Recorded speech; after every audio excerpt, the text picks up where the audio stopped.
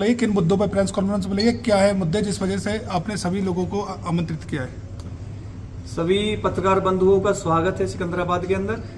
और आज की जो प्रेस कॉन्फ्रेंस बुलाने का जो मुख्य उद्देश्य है वो ये था कि जिस तरह से डबल इंजन की सरकार चल रही है उत्तर प्रदेश के अंदर और भारतीय जनता पार्टी बार बार नारा लगाती रहती है डबल इंजन की सरकार, डबल इंजन की सरकार, डबल इंजन की सरकार में सब कुछ सही है और डबल इंजन की सरकार में सबसे ज्यादा सही है कानून व्यवस्था। यही नारा लगाया जाता है भाजपाइयों के द्वारा उत्तर प्रदेश के अंदर, चाहे वो आदरणीय प्रधानमंत्री जी हो, आदरणीय योगी जी हो। और मेरे याद है अच्छे से कि एक बार अमित शाह जो गृह मंत्री हमारे देश के, उन्होंने भी कहा था कि रात को 12 बजे यदि कोई महिला पूरे गहने पहन करके सड़क पे भी निकल जाए तो पूरी तरह से सुरक्षित है।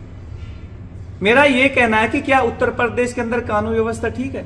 जिस तरह से बड़े बड़े हादसे, बड़े बड़े कांड हो रहे हैं, आए दिन जिस तरह से बलात्कार के केस होते रहते हैं उत्तर प्रदेश के अंदर, क्या इसी को कहते हैं कि कानून व्यवस्था ठीक है? आप पिछला पूरा अध्याय उठा करके देख लीजिए, जब से भारतीय जनता पार्टी का राज शुरू हुआ है उत्तर प्रदेश के अंदर आए दिन आपको बड़े बड़े हादसे मिलेंगे और ऐसे ऐसे हादसे मिलेंगे उत्तर प्रदेश के अंदर कि आपकी रूह कांप उठेगी।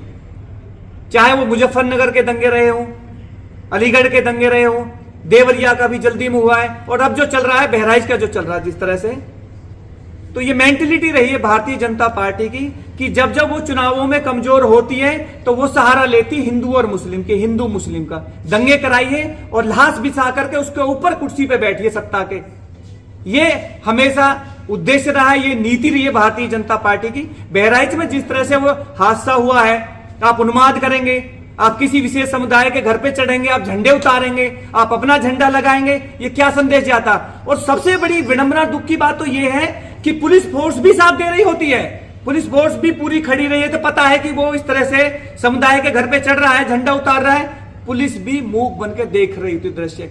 इससे तो यही जाहिर होता है कि कहीं ना कहीं योगी जी का सीधा सा स्पष्ट आदेश है पुलिस को कि नहीं दंगा भड़काइए। दंगा भड़काने में पुलिस भी साथ दे रही है। नहीं जब पता था कि इस तरह का हादसा होने जा रहा है, किसी समुदाय के घर पर चढ़ के आप झंडे उतार रहे थे, पुलिस को नहीं पता था कि ये चीज गलत है, ये कानून के दायरे के बाहर है, लेकिन नहीं, पुलिस भी रोकने की कोशिश नहीं करती। तो पुलिस भी शामिल है कहीं ना कहीं इन चीजों में। झंडा उतारा जाता है, गोली लगती है, हत्या होती है उस व्यक्ति की, और फिर मीडिया में क्या चलता है। ये बड़ा दुख का विषय है इस देश के अंदर कि कितने चैनल्स ऐसे हैं जो मनगढ़ंत कहानियां चलाते हैं चैनल के अंदर, ताकि दंगे और भड़के वो भाजपा का और साथ देते हैं। वो कदम से कदम मिला के चलते हैं भारतीय जनता पार्टी के वो लोग। वो कहते हैं कि नाखून उपाड़े गए, वो कहते हैं कि बिजली के शॉर्ट दिए गए, वो कहते हैं कि दुनिया भर की यातनाएं दी गई। ये सब क्या है? और खुद बहराइच के अंदर जब घर घर से आवाज उठने लगती है कि नहीं ऐसा कुछ हुआ नहीं, ये सब गलत चल रहा है, फिर पुलिस सामने आती है, उसको दिखता है कि हम लोग फंस रहे हैं, फिर पुलिस वाले आकर के कहते हैं नहीं जी ये सब गलत है, ऐसा कुछ नहीं हुआ, उसको एक गोली लगी राम गोपाल मिश्रा जी को और उसकी मौत हो गई। लेकिन कहानी कितनी लंबी बनाई गई। जब जब चुनाव आते हैं इस तरह की घटनाएं होती हैं।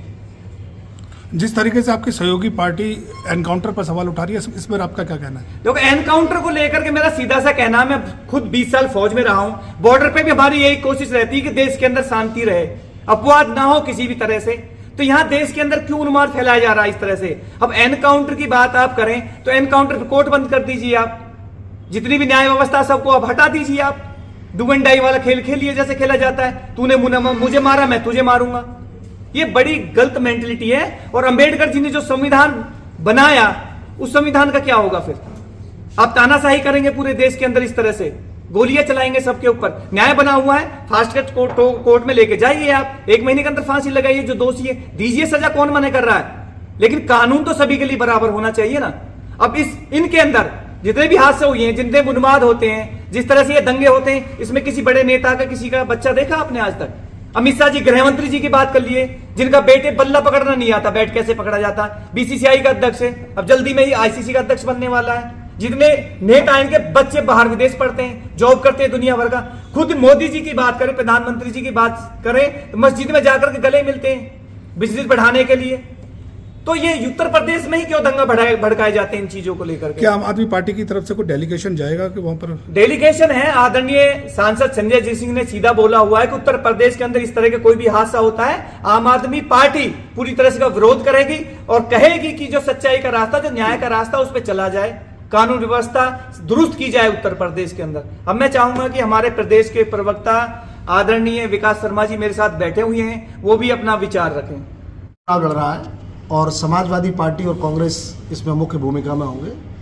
इसमें हम लोग उन्हीं के प्रत्याशियों को समर्थन देंगे। तो आम आदमी हरियाणा पार्टी का नेता में करारी कौन? हार मिली है आपको, उसके बारे में क्या कहें? देखिए, पहली बात तो ये पीसी है हमारी, ये बहराइच पर केंद्रित है जिस पर हम लोग अपनी बात कर रहे हैं। फिर भी मैं आपको बता रहा हूँ कि हमारे जो हरियाणा में जो कुछ हुआ है, हरियाणा में हम कांग्रेस ने गठबंधन नहीं किया, उसका परिणाम निकला है। अगर हम लोग गठबंधन में होते और अखिलेश जी भी साथ में होते, अरविंद जी भी साथ में होते, संजय सिंह भी साथ में होते, ये सब लोग प्रचार करते तो इसका सकारात्मक नतीजा आता। और जब जम्मू कश्मीर का नतीजा आया है जो इंडिया गठबंधन के फेवर में आया है, निश्चित रूप से 50-55 सीटें इंडिया गठबंधन जीता होता और कांग्रेस की जो हार हुई है वो नहीं होती। हम लोग जिस भूमिका में थे, हमें करीब 17 जगह हम इस भूमिका में है कि हमें 4,000 से लेकर 20,000 तक का वोट मिला है, तो ये हमारे लिए बड़ी उपलब्धि है। प्रतिबंधित रहा तो लोग जाने के साथ साथ इस घटना के लिए हम लोग लगातार पहले दिन से ही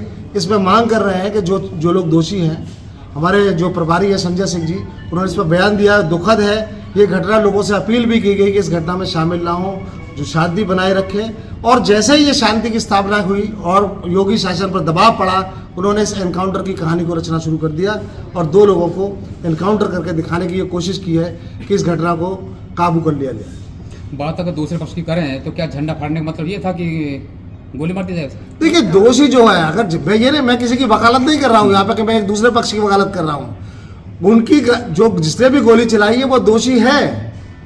गोली चलाना, झंडा उखाड़ना या गोली चलाना, ये परिस्थिति, हम तो उसी की बात कर रहे हैं कि जो परिस्थितियां ऐसी क्यों पैदा होती हैं कि इतने उन्माद में लोग आते हैं कि कोई झंडा उतार रहा है और दूसरा पक्ष उस पर गोली चला रहा है।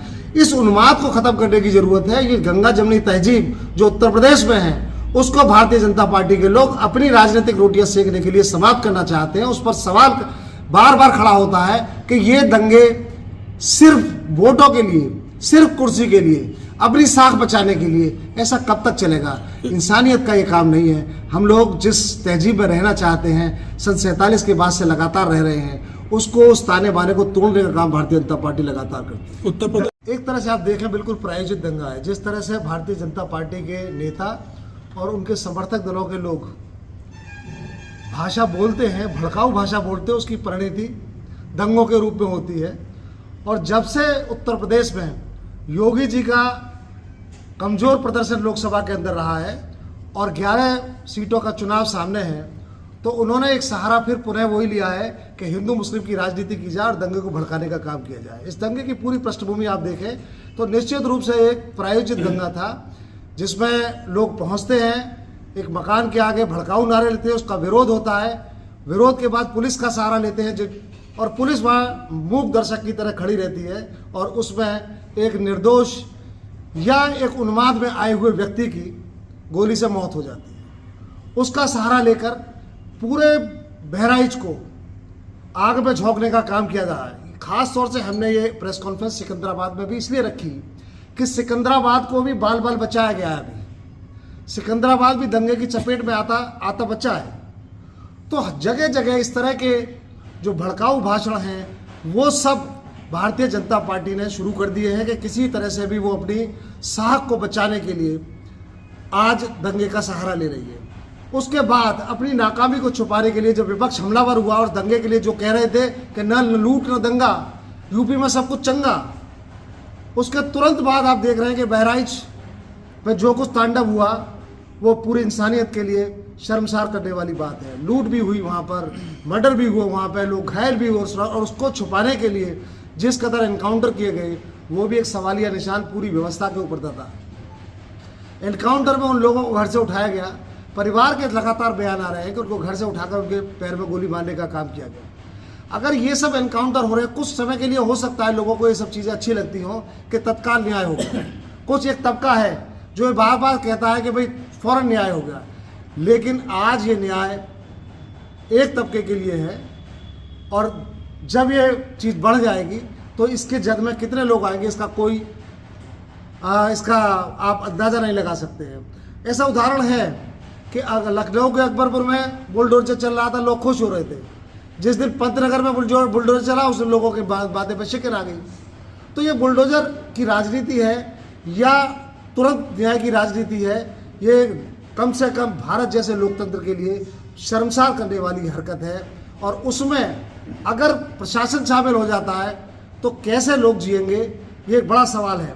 आम आदमी पार्टी इस पूरी घटना की न्यायिक जांच की बात करती है और तमाम ऐसे दंगे जहां है, अगर आप राम गोपाल मिश्रा की मौत हुई वो दुखद हुई, और ये देखा जाना चाहिए कि वो किस परिस्थिति में हुई, कौन लोग हैं, कौन ताकतें हैं जिसने उस आदमी को इतना मजबूर किया कि वो जाकर इतने उन्माद में आकर उसने ऐसी हरकत की कि दूसरे लोगों की गोली का सामना उसे करना पड़ गया। तो जिस भी से दंगे में जो लोग भी शामिल हैं उनके खिलाफ सख्त से सख्त कार्रवाई होनी चाहिए। जैसा कमांडो जी ने कहा, हम मांग करते हैं कि इन दंगों के लिए भी फास्ट ट्रैक कोर्ट में 1 महीने के अंदर सबको सजा मिलनी चाहिए। और प्रशासनिक जहां भी चूक हुई है उन प्रशासनिक अधिकारियों, एक सीओ की बलि लेके आपने उसको ट्रांसफर करके वो 2-4 दिन बाद किसी जगह अपॉइंट हो जाएगा। लेकिन इसके पीछे की पृष्ठभूमि न्यायालय खुद संज्ञान ले और इन सारी घटनाओं की न्यायिक जांच हो, जो दोषियों ने सख्त से सख्त सजा मिलनी चाहिए।